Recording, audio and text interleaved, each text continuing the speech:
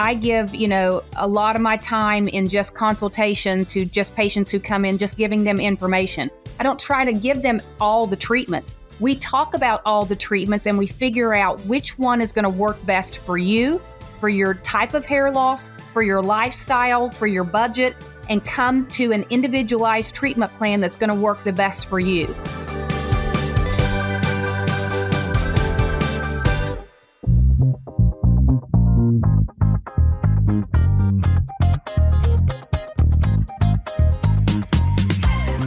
Welcome to HairPod, the podcast where you get to hear real people talk about their hair journeys.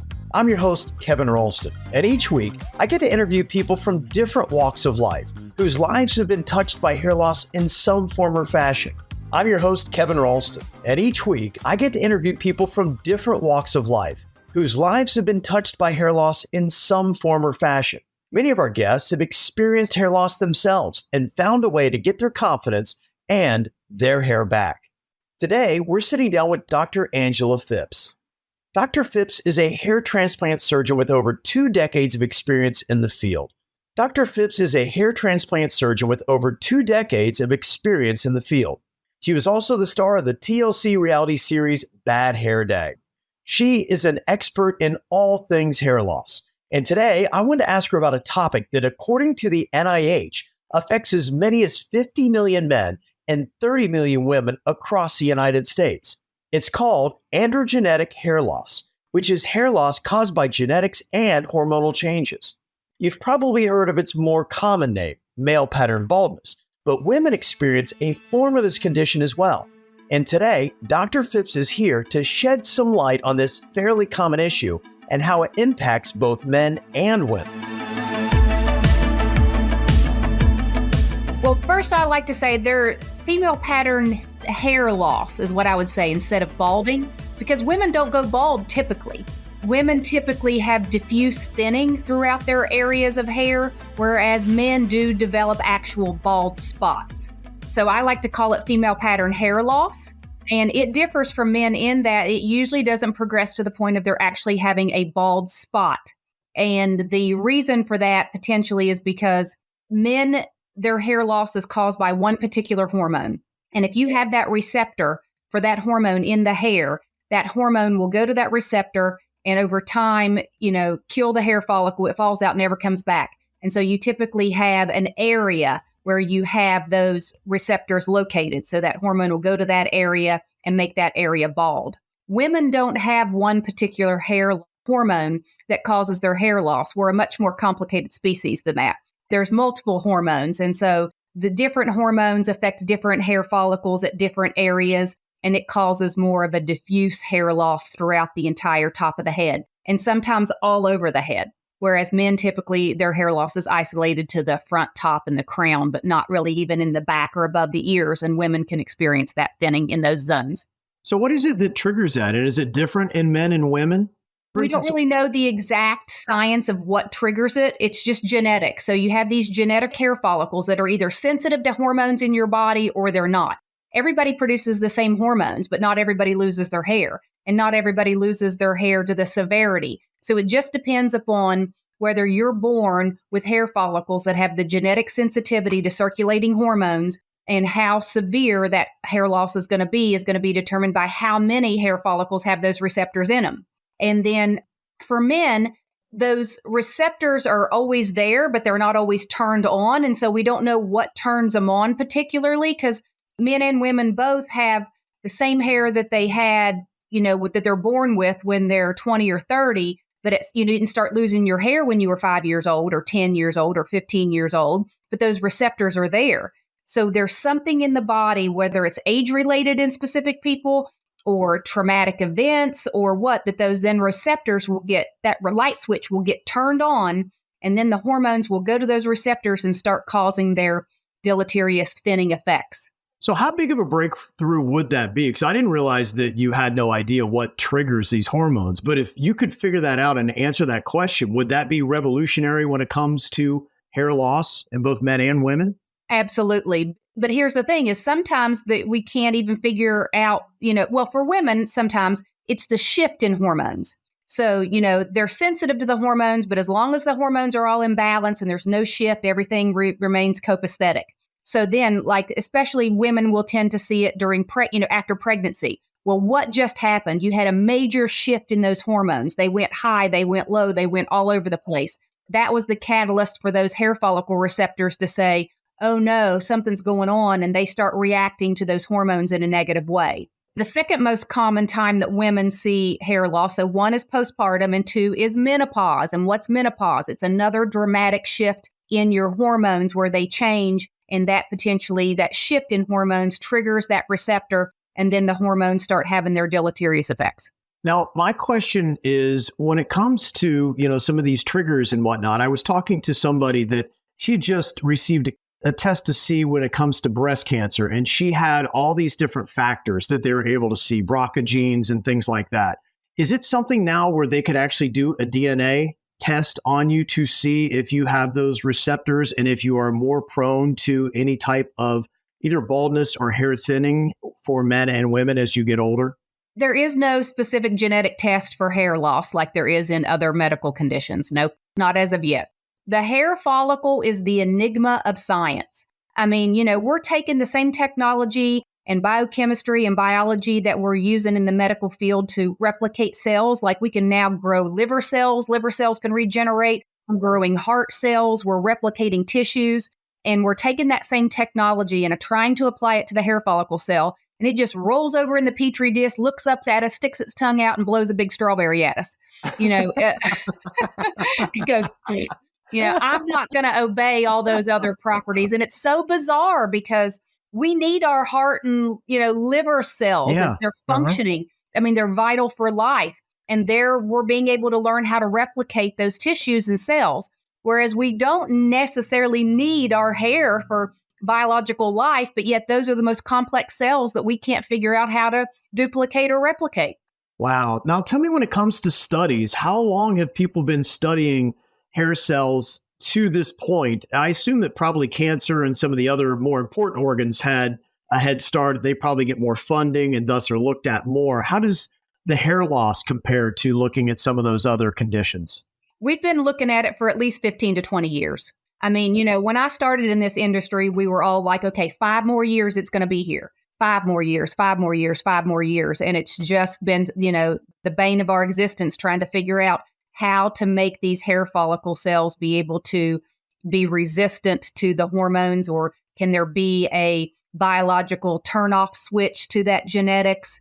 And it's to no avail as of this point. But they keep saying we're getting there and we're getting closer, and that'll be the holy grail whenever we do. One of the reasons why I appreciate Dr. Phipps is that she doesn't sugarcoat things. She's going to tell you that there's no magic wand that science can wave to stop genetic hair loss or to reverse it permanently, or at least not yet. This is important to remember because so many products out there claim to be a miracle cure that's going to fix your hair loss issues. And it's a good reminder to consult with professionals and carefully evaluate the bold claims that you're going to see online. Knowing that we can't stop our genetics or alter how the receptors in our follicles respond to hormones, my next question was to ask Dr. Phipps if hormonal treatments have been successful for men or women who are experiencing this type of hair thinning.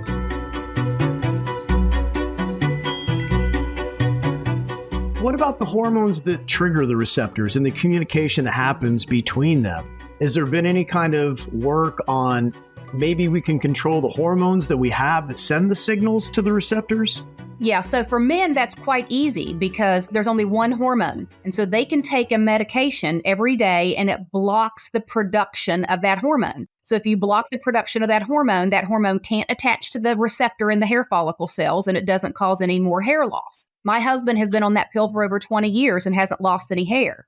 Now, with women, it's caused by 6 different hormones can have an effect on the hair follicle. And we can't block all 6 of those hormones because we need those hormones for other physiological functions throughout our life to prevent osteoporosis and ovarian cancer and uterine cancer and just other functions that we can't live without those hormones. Whereas in men after puberty, you don't need that DHT for any physiological function. So if you block it, it won't cause any deleterious effects. Now, I was on a pill called finasteride. That's the pill for men. Okay. That's what I was curious. Now, what is the success rate on that? Because I was on it for probably 10 years and it significantly slowed my hair loss. But I just felt, even after a decade, that I still was losing hair. So for me, I don't feel like it was 100% effective. What seems to be the success rate on using something like finasteride? So in my patient population, I see 90% success rate with finasteride. Cool. So I'm the 10% that it doesn't. You are the 10%. And yes. what can sometimes happen because of that is that there's two different enzymes that convert testosterone to DHT. And so the finasteride only blocks one of those enzymes. But for the majority of people, having that one enzyme blocked is enough to stop their hair loss. For some individuals, we have to go in and give you another medication called dutasteride, which can block both of the enzymes. And that can sometimes then take care of that extra 10% that you might be, hair loss that you might be having. I've never heard of that. So if you are taking both of those, would that without a doubt shut down 100%? Or well, you don't need to take both because the finasteride blocks one, but the dutasteride blocks both at the same time. So you just need to be on the dutasteride. But the half-life of that medication is a little bit longer and potentially side effects could be a little bit more severe if you got any with that medication. So I always start all my male patients out on the finasteride, see how effective that is. And then if they still feel like they're having continued loss or weakening effect of the medication over years, I'll switch them to the dutasteride and see how that works. Okay, so talking to somebody like me, the damage is done and there's no turning back the clock. Is that correct? Correct, but we can help to prevent it from continuing to get, worse. So did you stop your finasteride? I did. Wrong answer. Because now, even though you thought you were having some loss, you were still blocking, in my opinion, 70% of it. So you're still having maybe 30% loss, but 30% is a whole lot better than 100%. So I would recommend at least going back on the finasteride or switching and going on the dutasteride because you will continue to have more hair loss if you're not on a DHT blocker. Where were you 10 years ago, Dr. Phipps? That's what all my patients say is, I wish I would have known this sooner. And it's a shame that more family practice doctors and dermatologists don't take a real interest in this issue because by the time you notice your hair is thinning, you have already lost 50% of the density and there's no getting that back. That's dramatic. You've already lost 50% by the time you recognize it. So once you recognize it, you need to be on the medication and patients need to understand that medication is lifelong. You have to continue to take that medicine every single day. Otherwise, when you stop taking it, whatever beneficial effects you got from it will start to deteriorate over time because the hormone's going to build back up and then go attack the hairs that you held onto while you were taking the medication. There's no permanent effect of taking the medication on the hair follicles. You got to take the pill every day. And I tell patients, just like you have high blood pressure, you got to take your high blood pressure pill every day to keep your blood pressure down. If you stop taking it, your blood pressure goes back up. So you got to get back on your medicine. Take your hair loss medication. If you stop taking it, the hair loss is going to resume. Now, it's not like if you took your hair medicine for 5 years and you held on to 70% of your hair, that when you stop taking it over the next several months, you're going to lose all of that in one fell swoop. That's not how it happens. Your hair loss rate will just resume at the same rate you were losing it prior to taking the medications. So tell me, if somebody is listening to this right now and they see in their family that almost every generation of men or even women, they have some form of hair thinning or hair loss. Would they be smart at a certain age to get on a finasteride if they're a man to try to be preventative so they don't get to the point where they've lost 50% density before they even notice it? Absolutely. At the age of 18. Now, I've got 2 kids. Wow. I've got 2 kids, but they're girls. But had they been boys, my husband's family has hair loss. My dad was bald. I mean, the genetics are just there. So when they turned 18, I was going to throw that pill in their Cocoa Puffs. Wow. I mean, because the family history is there. Now, doesn't mean that you're going to get it, but the likelihood is high. I mean, hair loss can skip, like 4 generations. Your dad could have all his hair, your granddad, but your great-great-granddad was bald. It skipped those 2 and then whammo, you got it, Or the severity of hair loss can vary from grandfather to father to son. And so your hair loss may be more severe than your parents', or it could be less severe, but you just don't know. But if it's there, there's a high likelihood that you'll have some form of hair loss. And so if you don't want to experience that at all, as early as possible, I would start taking the medication. Now, has the finasteride, the dutasteride, is that the name of the other one? Have they been studied long-term to see if there are any kind of side effects that might cause to the body, any cancers or any kind of issues like that? Yeah, so any medication could have the potential for a, side effect while taking the medication, but there have been no long-term major health problems with taking these medications because it's blocking a hormone that you don't need for any major physiological function. And I say this with certainty and no reservation because my 82-year-old dad has been on this medication for over 20 years, and I wouldn't put my own family members on it if there had been any indication that taking this medication long-term was going to be detrimental to any of their health or major organs. I am so happy to be talking to you now. For everybody else, I am so sad for myself that I did not talk to you a long time ago, because this really sounds like such revolutionary information on preventative hair loss procedures here. This is absolutely fantastic. Patients are most of the time they're in denial. They look in the mirror and they have all this, they see what they want to see. And it's usually not until after the holidays when people have taken bunches of Christmas photos or Thanksgiving photos and they see those pictures and they're like, who's that? And their wife will say, that's you. And they're like, holy cow, I didn't really realize how much hair loss I had because I just, especially if it's in the back of the head in the crown area, most men don't see that. And most men aren't taking mirrors and holding it up and looking at the back of their hair the way women do. And so they may have hair loss back there for a long time that they really don't even know that they have because they don't look back there. And family members might be too, leery to mention anything because they don't want to hurt their feelings or it doesn't bother them. So, but yeah, prevention is key. I know this message is going to bring a lot of people hope. No one wants to experience hair loss, and preventative measures that can slow down or stop your hair loss are definitely worth exploring. But drugs like finasteride or dutasteride won't work for everyone. I asked Dr. Phipps if there was a way people could determine whether their hair loss is caused by male or female pattern hair loss or something else.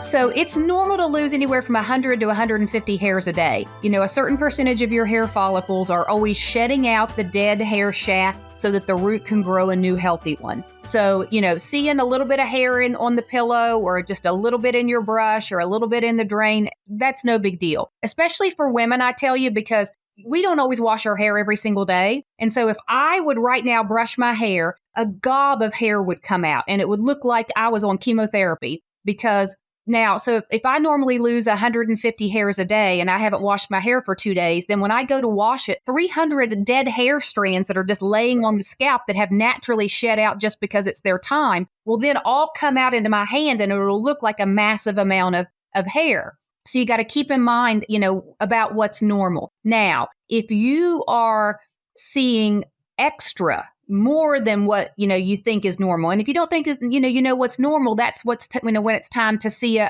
hair restoration physician and show us because we can, kind of run our hands through your hair and kind of tug and pull on your hair and see if the hair is shedding out of its growing phase, which would, kind of be an indication of something else going on. And so we can kind of tell you what's normal and what's not normal. So a little bit of hair loss is fine. But if you're having a little bit of hair loss and then you've got a strong family history of male pattern hair loss on either side or both sides of the family, that little bit of hair loss can, naturally can be combined with a little bit of male pattern hair loss, a little bit, and over time you're going to lose it. And if the family history is there, be on a preventative. Can you look at somebody and get an idea of why they're losing their hair? Sometimes, yes. I definitely need to do an in-person evaluation because there are different conditions that can cause the scalp to look a particular way if that's what's causing the hair loss underneath the surface of the skin, or if the hairs are coming out in the active phase or in the resting phase. We can tell all that when we do a physical examination of the scalp. And we put your scalp under a microscope and we look, and there can be discoloration of the skin around the hair follicles. There can be microscopic inflammation. And so sometimes male pattern hair loss is not genetic. There could be other reasons going on, and those usually present themselves in a little bit of a different way. And so you really need to see a hair loss specialist so that your scalp can be evaluated, the hair shafts can be evaluated to find out, what the potential cause of the hair loss is. Because if it's not male pattern hair loss, then taking finasteride or dutasteride isn't going to stop the problem. Right. So how many different strategies do you think you have and paths to curing hair loss that are out there? Finasteride obviously would be one, but when somebody comes in, about how many different courses of action might you wind up typically giving to somebody depending upon what's going on? Yeah, so I treat hair loss in both men and women as multimodal. So you want to do multiple different treatment types to hit the hair follicle cells by different mechanisms of action. So in men and women, because we can for women's hair loss, we can try and alter the hormones that are being produced, the severity of it with medications. We don't completely stop the hormones from being formed, but we can maybe prevent the amount of the hormone that's being formed that could be having the deleterious effects on the hair follicles with certain medications.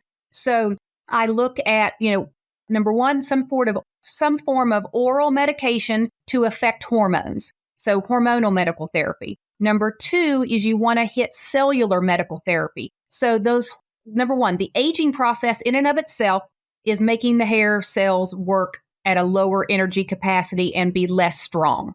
And then hormones make those cells work with less energy and less effectiveness. So not only do you want to block the hormone, you want to try and increase the metabolic or cellular activity of the hair follicle cells so that they can be stronger. Because if the cells are stronger, then the hair shafts that the follicles are producing can be stronger and thicker. And a thicker hair shaft covers more scalp than a skinny hair shaft. So you want to make the hairs that you're still producing be as thick and full as possible so that you can have more scalp coverage. And that's the ultimate goal, is to see less scalp. So you want a hormonal medication and you want a cellular medication, not necessarily medication, but it could be a medication or it could be a treatment. So the cellular medication that I like to use is called minoxidil, and it can be used as a topical or it can also be taken as an oral pill. Other cellular treatments I like to use is called platelet-rich plasma injections, and that's where we actually draw your blood and we spin it down and we take the platelets out, a component of the blood cell, and we actually inject those platelets into the scalp. And those platelets have a stimulatory effect on the hair follicle cells that can increase their activity, make them stronger so that the hairs that are being produced can be thicker and stronger.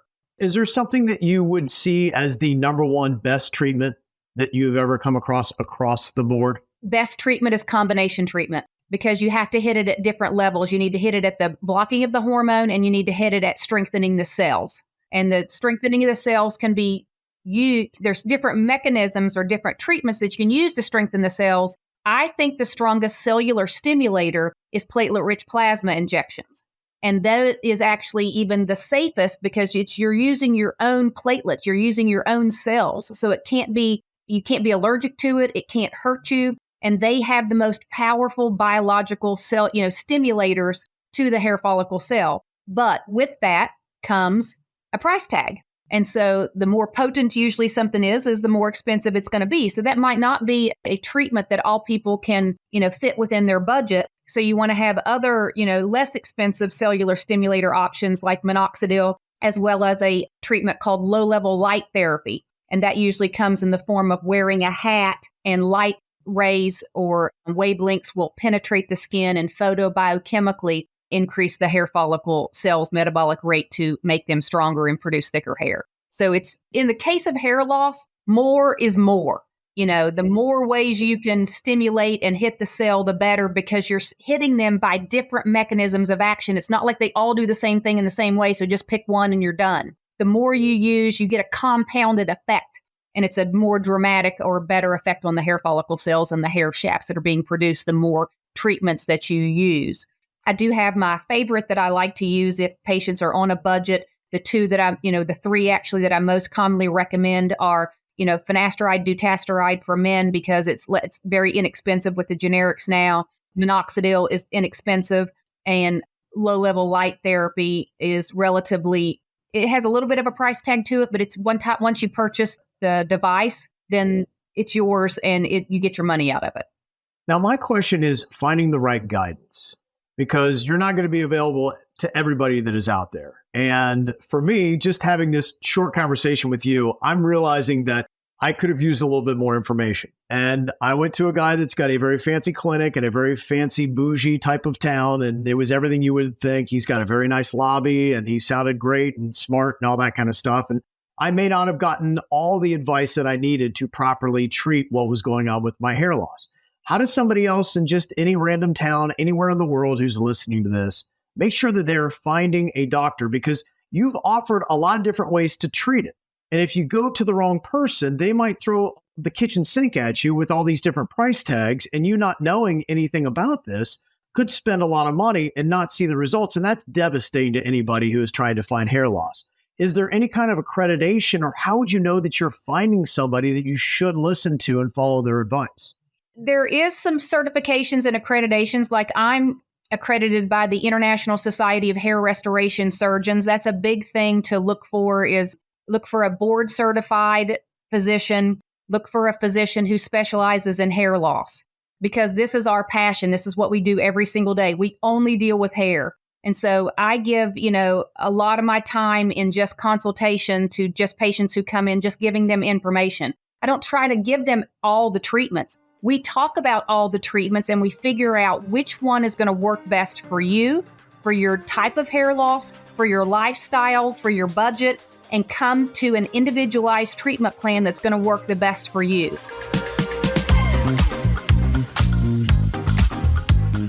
Recording this episode with Dr. Phipps absolutely blew me away. Her knowledgeable, client-focused approach is exactly what everybody who's going through hair loss needs. We all need to have someone in our corner who can help us determine what's causing our hair loss and to give us the tools to treat it. We want to thank Dr. Phipps for sharing all of her wisdom with us. If you want to hear more from her, we hope you'll subscribe to HairPod, because we are definitely going to have her back on the show. Thanks for listening to another episode of HairPod. Check us out at HairClub on Instagram or search HairPod on Facebook to continue the conversation. If you know someone who could benefit from hearing this episode, we would love it if you'd share it with them. If you're enjoying the show, consider leaving us a rating and review on Apple Podcasts or your favorite podcast app. We also have a website. Check it out by going to podcast.hairclub.com. We're here to build people up and share real stories so people experiencing hair loss feel a little bit less alone. And when you share, review, and subscribe, it helps us do just that. So thank you. Until next time.